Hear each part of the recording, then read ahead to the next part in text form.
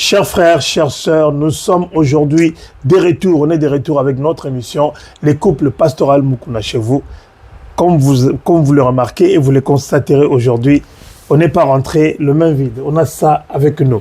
Nous avons toujours été mariés déjà, donc oui, c'était juste pour accomplir aussi parce que la volonté de l'Éternel. Donc il fallait aller devant le Seigneur. Le Seigneur nous a fait grâce. Bien que ça n'a pas été facile, mais nous avons quand même vaincu. Nous sommes là. Mais avant de commencer notre émission, maman pasteur, peux-tu nous amener dans une prière pour qu'on puisse commencer cette émission avec faste?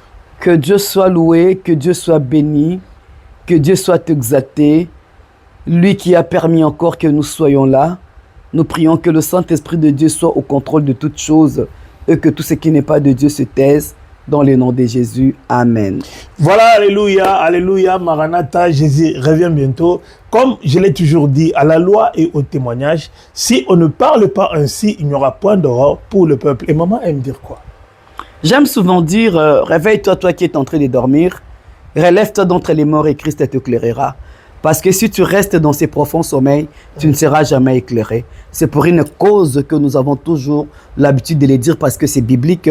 Réveille-toi, toi qui es en train de dormir, relève-toi d'entre les morts, et Christ t'éclairera. Maman pasteur, comment ça se passe après le mariage religieux? Dis-moi un peu, comment ça se passe après le mariage coutumier? Même pendant les préparatifs, j'aimerais vraiment exhorter quelqu'un. Le diable n'aime pas... Écoutez, la Bible déclare 2 valent mieux que 1. La Bible a dit, il n'est pas bon que l'homme soit seul. Amen. J'ai souvent prêché le mariage. J'ai vécu le combat du mariage. Amen. Heureusement pour moi, personnellement, j'ai été divinement averti par de révélations, par de visions. Il y a eu des oppositions. Oh my God, quelle bataille. Et moi, j'aime ça. Moi, j'aime ça. Donc, c'est-à-dire que dans les préparatifs, ou bien quand deux personnes s'arrangent, prennent la résolution de vivre ensemble, de partager leur vie, d'unir leurs surtout de tout mettre en ordre, parce qu'il faut faire très attention, parce que il y a des gens qui vivent ensemble sans pour autant être mariés, qui ne sont pas en ordre. Ça fait 10 mais maintenant, ans, voilà, mais devant le Seigneur, vous n'êtes pas reconnu. Maintenant, quand vous prenez la résolution d'honorer Dieu, d'honorer la famille, d'honorer tout le monde, bien aimé dans le Seigneur, là, vous devenez vraiment une seule personne, parce que la Bible déclare, l'homme quittera son père et sa mère et s'attachera à sa femme, les deux deviendront une seule chair. Donc, j'ai vraiment envie de dire merci beaucoup, Chou. Réveille-toi, toi qui es en train de dormir, relève-toi d'entre les morts et Christ t'éclairera. Il y a eu des batailles, il y a eu des oppositions.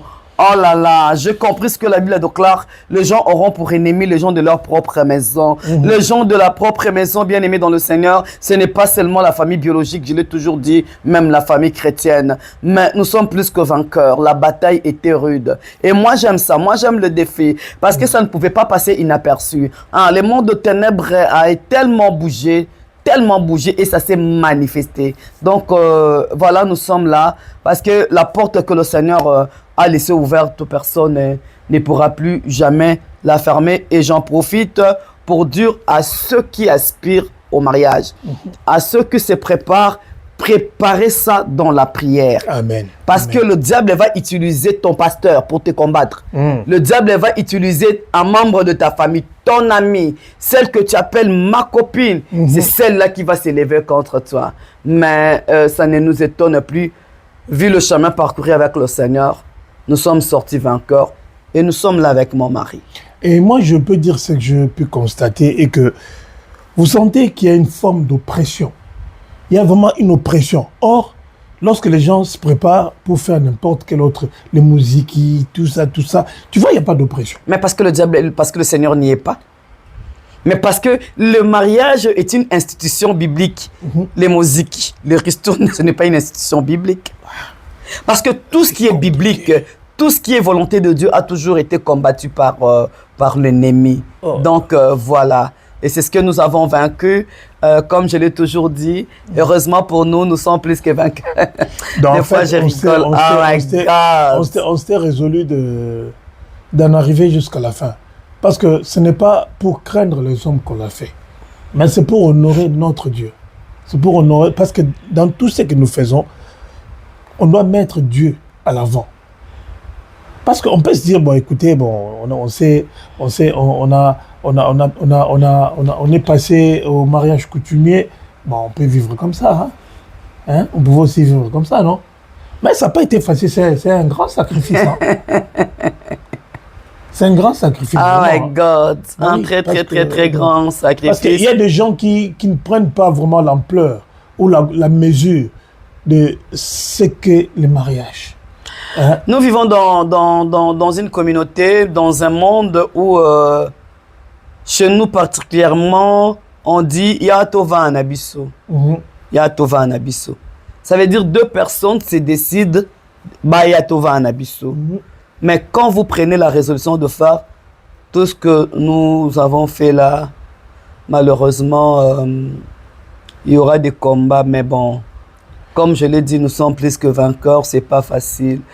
Conseillez à ceux qui se préparent, qui aspirent au mariage, préparez-vous dans la prière. Non, mais c'est pour cela, avant de commencer l'émission, on a ouvert une parenthèse pour quand même essayer de partager les moments forts. Parce que bon, je mettrai quand même quelques petites flashs des images hein, pendant que l'émission sera en train de se passer. Bon, nos chers téléspectateurs pour un peu voir qu'est-ce qui s'est passé. Et puis on en profite pour dire merci. Hein.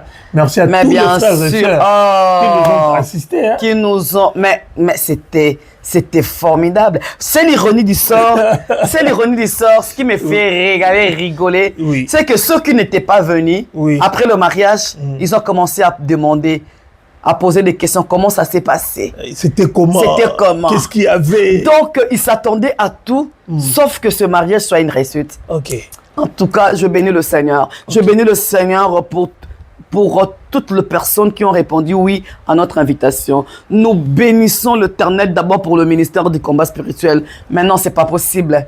Qu'est-ce qu'ils nous ont soutenus? Ah, le combat spirituel. Qu'est-ce qu'ils étaient présents? Papa Amos. Qu'est-ce qu'ils étaient? Quelle équipe, quel taf. Tous les papas là. Mais on n'a même pas, ils étaient tellement... On n'a même pas cité là. Je me suis dit... Parce que Badbako risquait Basilica. Ah ben oui, mais pas parce que c'est pas possible. Je me suis dit, oh non, non. Mais il y a des gens, c'est pourquoi j'aime ces ministères. Hein. Et ils ont compris que non, ce qui se passe là, c'est la famille. Ce qui se passe là n'a rien à voir avec le charnel, c'est le spirituel. Ils ont compris que c'était un combat. Et ils étaient là. Ils nous ont soutenus. Papa Kitoko, le pasteur Mbikaï, beaucoup de respect. Le pasteur Jacques Bagic. Quelle prédication. Oh, maman Bagic pour les gâteaux. Le pasteur Joël, on va y arriver. Oui. Le pasteur Joël, soit béni. Papa Kitoko, soit béni.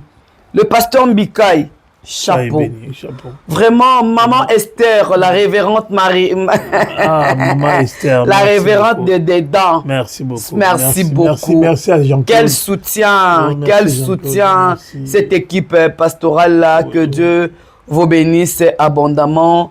Et la famille, tous ceux qui étaient là, vraiment, soyez bénis. Non, mais parce qu'on a vu l'amour, on a vu des gens traverser des océans. Pour venir. Donc, il y a quelque part, il y a quand même des gens qui aiment sincèrement. Sincèrement. Parce que en ce qui concerne notre mariage, c'est un peu particulier. C'est pas particulier parce qu'il y a eu des coups de fil. Des coups de fil terribles. Ne venez pas. Ne venez pas. Il faut pas. Le pasteur Ngalassi a dit non. Ne venez pas, mensonge. Mensonge. Donc, mais nous sommes plus que vainqueurs. Comme nous l'avons dit tantôt, nous n'avons pas à nous justifier. Nous bénissons tout simplement le Seigneur parce que nous sommes en train de vivre le bonheur du mariage. Nous sommes en train de... Je suis une femme... viens là. Une femme comblée là et nous servons le Seigneur aujourd'hui ensemble. Nous continuons notre émission. Nous savons que le chemin est long. Mais puisque Christ est la troisième personne dans notre couple, nous sortirons toujours victorieux. Tu vois, dans Matthieu 19,6, il est écrit que personne ne sépare ce que Dieu a uni. J'aime ça. Pourquoi j'aime ça? Nous devons bien prêcher la parole de Dieu. C'est pourquoi j'aime la parole de Dieu. La Bible déclare que personne ne sépare ce que Dieu a uni. Oui. Maintenant, la question nous est posée de savoir, est-ce que tous les mariages que vous voyez là, tous ces mariages ont été unis par le Seigneur? Ah oui. Est-ce que tous ces mariages ont été, mais beaucoup ont été validés, acceptés, appuyés. Est-ce que le Seigneur a-t-il mis les sceaux pour dire que c'est ça? Moi, personnellement, je suis servante de Dieu, je suis pasteur. Mon mentor, mon papa m'a toujours dit, nous avait enseigné en nous disant, pour un problème qui vous est capital, entrez en prière. Bien-aimé dans le Seigneur, on ne se marie pas par coup de foudre. Non, non, non. Ni par plaisir. Ni par plaisir. Non, non, non, non, non, non, non. On ne se marie pas pour faire voir aux autres qu'il y a un kotinda kwalibal. Non, non, non, non, non, non, non. On se marie parce que le Seigneur a prouvé. Beaucoup ont échoué dans leur mariage parce qu'ils se sont engagés dans une relation dont l'Éternel n'y était pas. Et ils ont échoué. Mais maman pasteur, pour toi, quels sont les critères que tu as choisis pour aimer? Parce que beaucoup de gens se posent la question, est-ce que si j'aime cet homme-là, je pourrais vivre une vie paisible? Est-ce que cet homme pourra vraiment partager son cœur avec moi? Quels sont vraiment les critères que tu trouves qui peuvent être vraiment valables pour accepter de partager sa vie avec un cas? Il s'agit de ta vie, il s'agit surtout de la femme, sa vie. Personnellement, je commence toujours par exhorter les enfants à commencer par demander la volonté de Dieu. La volonté de Dieu, c'est très, très, très, très, très important. On parle de la volonté parfaite de Dieu, non pas de la volonté permissive de Dieu. Ok. Bien aimé, il faut toujours chercher à connaître la volonté de Dieu. Aujourd'hui, si je suis avec cet homme à côté de moi, c'est parce que j'ai demandé la volonté de Dieu. Je vous épargne beaucoup de choses. Je suis servante de Dieu, je conduis une église, je me suis retrouvé veuve, j'ai été sollicité par beaucoup. Aujourd'hui, il y a des gens qui me disent même, maman, il fallait te marier avec plutôt un pasteur. D'autres, oh maman, il fallait te marier, mais il fallait, avec cet homme, j'ai appris ce que la Bible déclare. Ne déclarez jamais une personne impure tant que Dieu la déclare pure. Aujourd'hui, je peux dire tout haut que la personne qui est à côté de moi est plus qu'un pasteur, c'est un apôtre. C'est un apôtre. Avec lui, j'ai appris à ne jamais juger quelqu'un. Je vis le bonheur. C'est marié avec un pasteur. Mais aujourd'hui, il faut vraiment parler de ça. Est-ce qu'il faut vraiment dire qu'il faut se marier avec un pasteur? Avec tout ce qui se passe aujourd'hui dans notre milieu. J'aurai le temps de faire une émission parce que là nous sommes avec papa. Nous sommes à deux. Mais je vous parlerai de mon histoire, de révélation, de ce que le Seigneur m'a montré, bien aimé, dans le Seigneur, pour aujourd'hui être marié avec cet homme. Donc j'ai envie de te dire, réveille-toi, relève-toi, prends le temps de prier. N'ouvre pas les oreilles pour écouter les gens. Ouvre les oreilles pour écouter le Seigneur. Lève les yeux vers les montagnes. Si j'avais écouté les gens, si j'avais écouté ceux qui se disent pasteurs, je n'allais pas me marier avec cet homme. Mais puisque j'ai écouté le Seigneur, je suis aujourd'hui avec lui. Et je vis le bonheur. Donc j'ai envie de dire, priez tout simplement. Les critères. Aujourd'hui, nos jeunes gens, je vais me marier avec un milliardaire. Je vais me marier avec une personne, un monsieur qui gagne 5 000 euros, 10 000 euros. Je vais me marier avec une personne qui est beau. Non, mais là je ne te coupe pas la parole, maman. Ok, allez-y. Mais pourquoi est-ce que les personnes... Parce que la Bible dit que celui qui trouve une femme trouve le bonheur. C'est la Bible qui le dit. C'est une faveur qu'il a reçue de l'Éternel. Donc, trouver une femme est une faveur. Donc, c'est-à-dire, tout ce que nous faisons sur la terre, Dieu le sait. Mais pourquoi y a-t-il quand même de personnes qui s'insurgent contre une union qui semble être parfaite et que Dieu veut? Parce que Dieu nous recommande de nous unir main dans le Seigneur. Mais pourquoi les gens combattent ce qui est bon. Mais je viens de te le dire. La Bible déclare, c'est lui qui trouve une femme. Oui. Mais monsieur, tout le monde n'a pas trouvé une femme. Mais pourquoi ce bonheur-là ne plaît pas d'autres personnes? Mais tout le monde n'a pas trouvé une femme. Déjà, on commence par là. Oui. Celui qui trouve une femme trouve le bonheur. Mais tout le monde n'a pas trouvé une femme. Mais est-ce que vous savez qu'il y a beaucoup de gens qui sont malheureux dans leur mariage? Très malheureux. Et la plupart des gens qui combattent le bonheur des autres, ce sont des gens qui sont malheureux dans leur couple.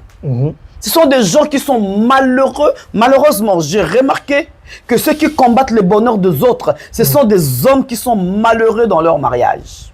Ils ne connaissent pas ce que c'est le bonheur. Et ils veulent que d'autres personnes échouent comme eux ont échoué, bien aimé, dans le Seigneur. Donc, pour qu'ils aient une histoire à raconter, quoi. Celui qui trouve une femme trouve le bonheur. Parce que je l'ai toujours dit, tout a été donné à la femme. Je l'avais dit, il y a une émission passée, il y a une semaine. J'ai dit, le Seigneur a dit à la femme, c'est toi qui écraseras la tête du serpent. C'est toi qui écraseras la tête du serpent. Celui qui trouve une femme trouve le bonheur. La femme sage bâtit la maison. Qu'est-ce qu'il y a des femmes qui sont en train de renverser leur maison? Qu'est-ce qu'il y a de femmes qui sont en train de mettre leur mari mal à l'aise? Là, je suis en train de parler de femmes parce que papa a posé la question, celui qui trouve une femme. Pourquoi Dieu n'a-t-il pas dit, celui qui trouve un mari trouve le bonheur? C'est ce que j'ai posé comme question. Pourquoi n'a pas parlé de celui qui trouve un homme? Pourquoi Dieu n'a-t-il pas dit, celui qui trouve un homme trouve le bonheur? Mais pourquoi l'Éternel a dit, celui qui trouve une femme trouve le bonheur? Parce que la femme est capable de détruire, la femme est capable de rebâtir. Mais j'aimerais maintenant qu'on puisse essayer un peu de tourner un peu autour de cette histoire concernant l'union. Parce que lorsque les gens se décident, bon, peut-être que certaines personnes aiment voir les gens vivre dans l'impudicité. Mais non, ce ne sont pas les personnes, c'est le diable. Non, mais ce diable-là se manifeste au travers des gens. Non, mais il ne peut utiliser que les hommes. Oui, ces esprits faibles qui acceptent d'ouvrir leurs portes au diable sont utilisés. Mais ce qui est dangereux et qu'ils ne le savent pas. Non, mais non. Écoutez, pour que le diable puisse t'utiliser, il regarde d'abord les dispositions de ton cœur. Une personne qui a un mauvais cœur, le diable va facilement l'utiliser. Mais maintenant, si ce genre de choses se produisent dans les milieux où nous sommes venus. Dans le milieu chrétien. Dans les milieux, parce que tu sais, laissons les païens tranquilles. Les païens, venons pour les instruire. Venons enseigner. Les païens, on les enseigne. Mais les serviteurs de Dieu, on leur parle. Parce qu'ils connaissent la vérité. Mais jusqu'à quand va-t-on parler aux ceux qui ont reçu le Christ comme Seigneur et Sauveur dans leur vie?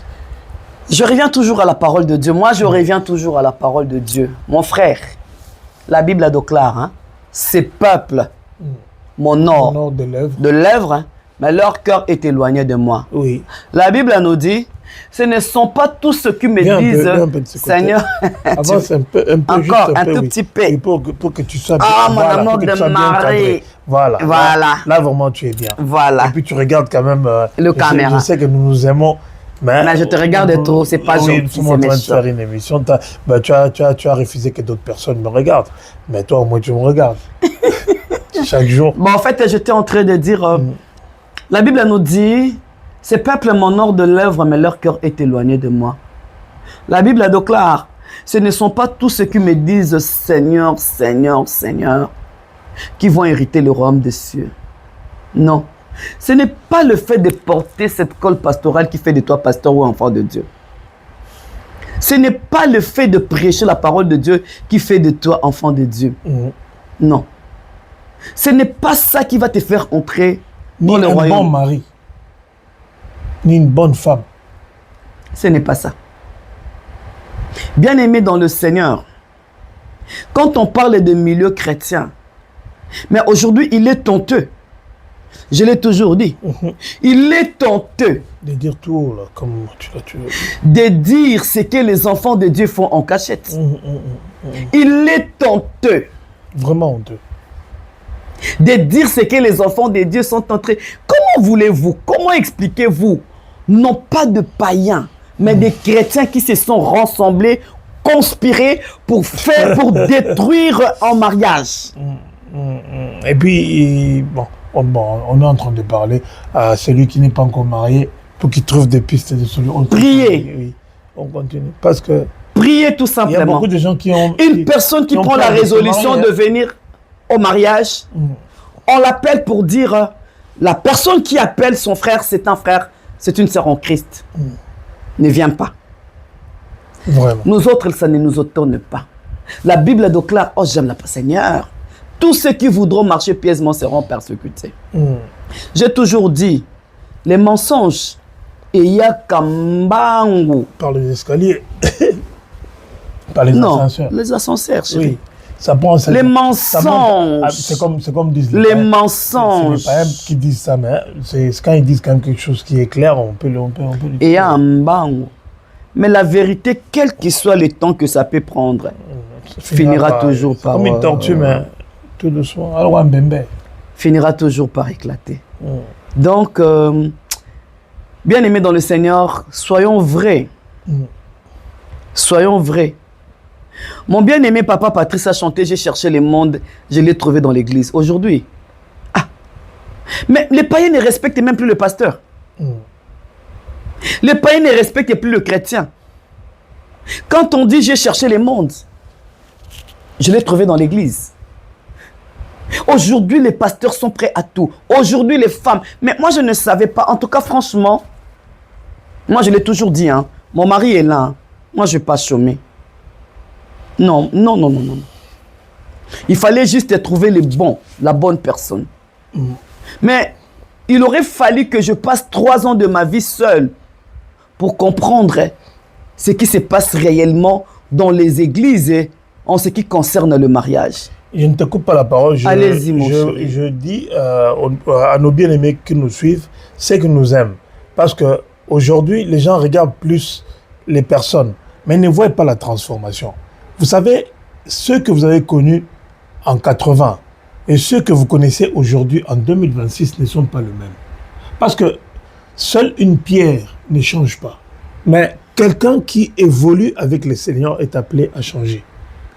Parce qu'il y a beaucoup de gens qui voient toujours les choses passer, ils restent dans le passé. Ils ne veulent pas accepter que Dieu peut transformer les choses. Même lorsque nous regardons le monde, on constate qu'il y a beaucoup de changements dans le monde. Aujourd'hui, nous avons des frères et sœurs qui aspirent au mariage, mais qui ont peur aujourd'hui des hommes.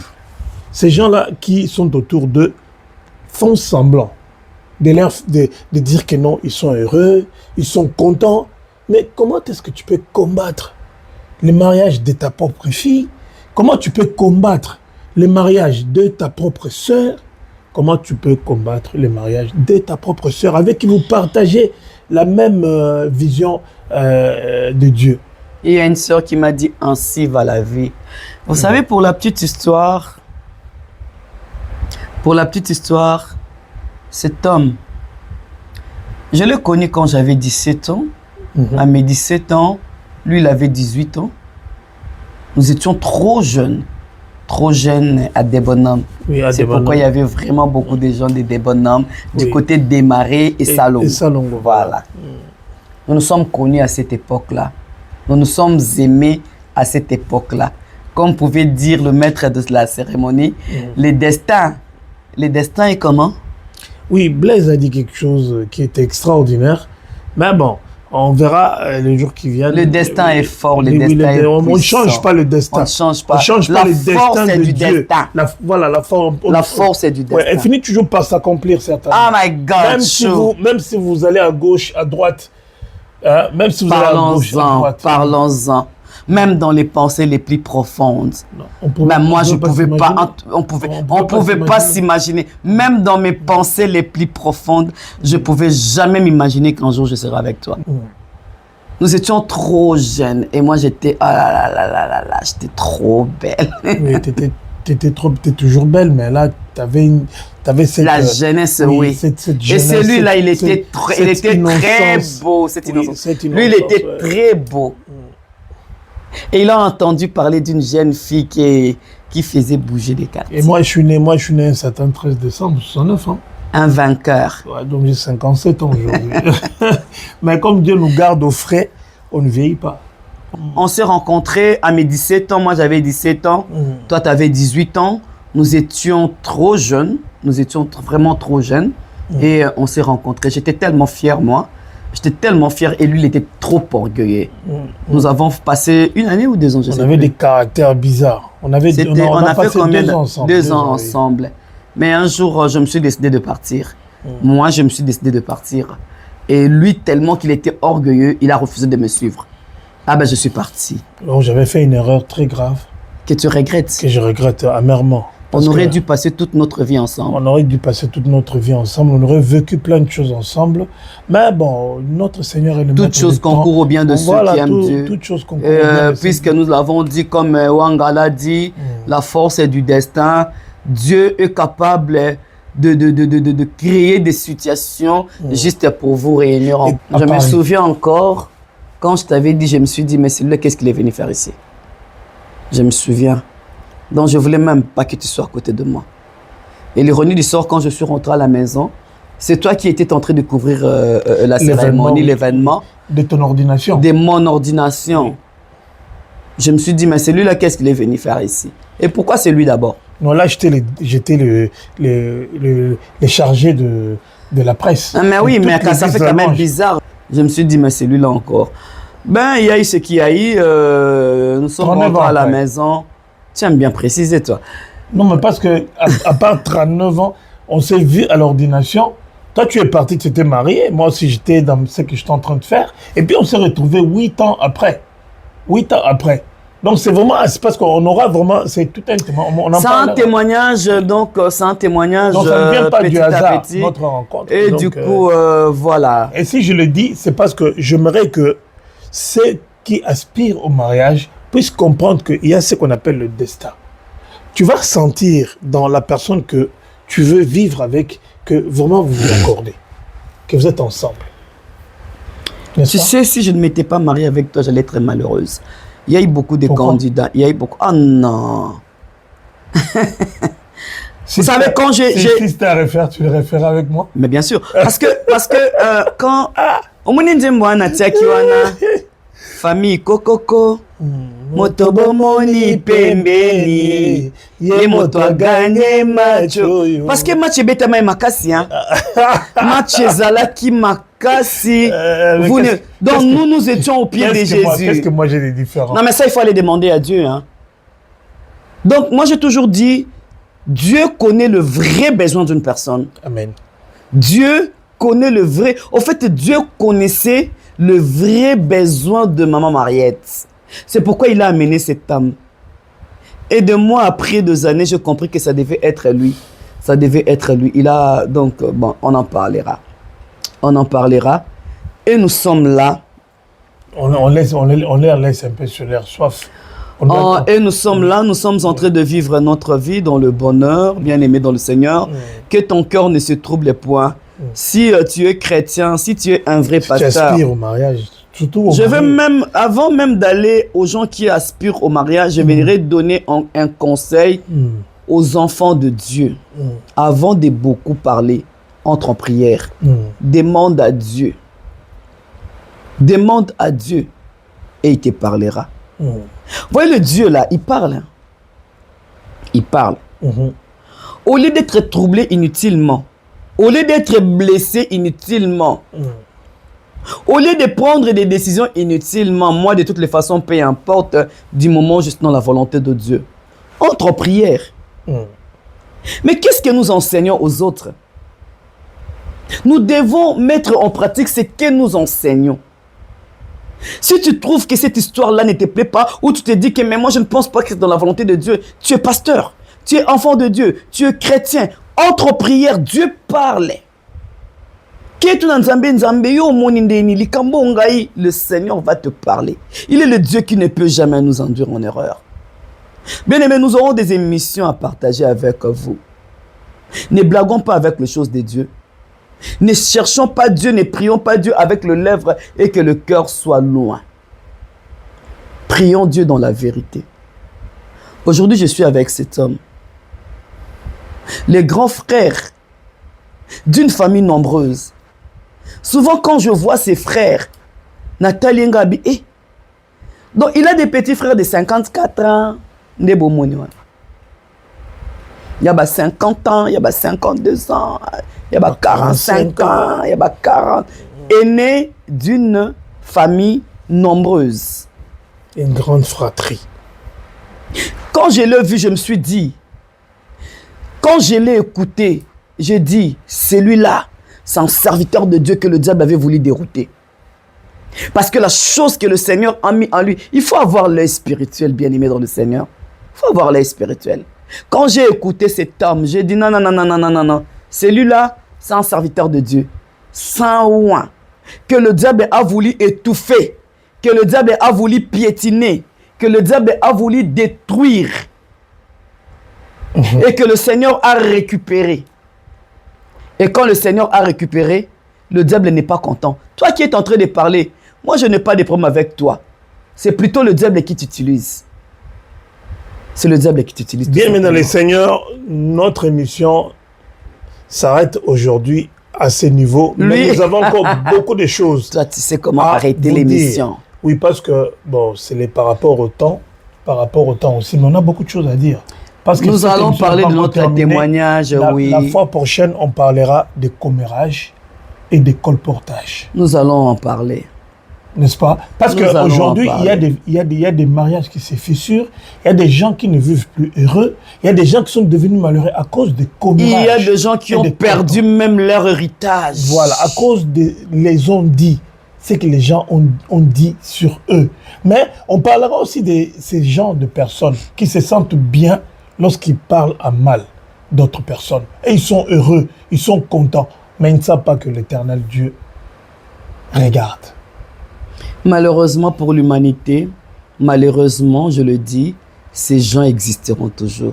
Ils sont partout. Mais il ne faut pas dans faire partie de ce genre-là. C'est très dangereux. Non, mais la Bible déclare sortez du milieu d'eux. C'est pour cela qu'on parlera de ça, non pour les sortez du milieu d'eux. Oui, pour qu'ils là où il y a des choses semblables, sortez du milieu d'eux tout simplement, bien-aimé. Oui. Je bénis Maman Esther, Pasteur Esther, la révérende Esther. Je te bénis. Que Dieu te bénisse. Après le mariage, j'ai vu des gens commencer à m'appeler pour me demander pardon. Je pose la question, maintenant vous me demandez pardon par rapport à quoi? Par rapport à quoi? Vous me demandez parce que c'est moi la fautive. Mais maintenant, vous avez raison. Vous me demandez pardon pourquoi? Faut continuer, Kak. La Bible déclare, c'est la fin qui fait quoi? Qui justifie toutes choses. Qui justifie toutes choses. Vraiment, nous bénissons l'Éternel. Et puis, on rappelle à tout le monde que nous sommes au 37 rue Van Lint, numéro 37. Anderlecht, numéro 37. C'est là que nous prions. C'est là que se trouve notre ministère. Si vous avez envie de prier avec nous, si vous avez envie d'élever le Seigneur avec nous, venez là-bas parce que le mercredi, nous avons c'est une journée spéciale pour nous, où nous cherchons vraiment l'Éternel, où on prie. Où on vient pour montrer à notre Dieu que nous sommes présents, que nous sommes là, que nous ne voulons pas nous écarter du chemin sur lequel il veut nous voir. Parce que le Seigneur est derrière. On est tous dans un grand chemin. Et l'Éternel Dieu Tout-Puissant nous regarde. Il regarde. Parce que le monde est petit à ses yeux. Donc il nous voit tous. Alors venez, on va prier ensemble et nous saluons également le pasteur Komiso, Lasconi, le couple que Dieu te bénisse abondamment parce que tu nous as beaucoup soutenus. Tu continues à nous soutenir, sois béni. Nous te bénissons par tes conseils là que tu nous as donnés. Ça nous a aussi fortifiés. Voilà, c'est pourquoi je conseille aux gens d'être entourés des bonnes personnes. Que Dieu vous bénisse abondamment. Voilà, chers frères, chères sœurs, merci beaucoup. Merci, je sais quelque part où vous êtes, si vous voulez, on se tutoie entre nous, entre frères. Vous êtes nos frères, on se tutoie. Je sais quelque part où tu es maintenant. Tu as écouté. Essaye de prendre ce qui est bon pour toi. Essaye de prendre ce qui t'a vraiment touché, ce qui a touché dans ton cœur. Retiens quelque chose, mais ce que nous demandons à tout le monde, comme la parole le dit elle-même, la Bible déclare dans Josué 1, 8, que ce livre de la loi ne s'éloigne pas de votre bouche. Rachetons les temps car les jours sont très très, très mauvais. Passons le temps à aller évangéliser même dans des rues, hein. Même à Clémenceau, toi qui es en Belgique. Va évangéliser. De toute façon, vous allez nous voir bientôt même dans des rues de Bruxelles. Oui. Nous devons faire la mission de Dieu. Aller évangéliser à la gare du Midi. Oui. Gare du Nord. Il y a beaucoup de païens à la gare de Midi. Il y a beaucoup de païens à la gare du Nord. À Clémenceau. Il y a beaucoup de païens dans des rues de Bruxelles, partout en Belgique. Le travail que Dieu nous a donné, c'est d'aller évangéliser ces gens-là. Allez et faites de toutes les nations mes disciples. Voilà. C'est notre mission. La mission que Dieu nous a donnée, c'est de ne pas détruire, c'est de plutôt faire échouer le projet de l'ennemi. Seigneur, nous te rendons merci. Merci. Nous te disons merci. Parce que tu nous as permis encore de nous retrouver, de revenir avec notre émission, le couple pastoral Mukuna chez vous après le mariage. Après notre mariage, parce que Dieu nous a fait grâce, il nous a bénis. On a fait notre mariage, tout s'est très bien passé. Vraiment, on lui rend grâce. C'est un grand témoignage. Et que ceux qui désespèrent, ceux qui croient que c'est terminé, ceux qui croient que c'est fini, ceux qu'on a enterrés, on parlera des ossements ce n'est pas encore fini. Ce n'est pas encore fini. Tant que Dieu n'a pas dit que c'est fini, voilà.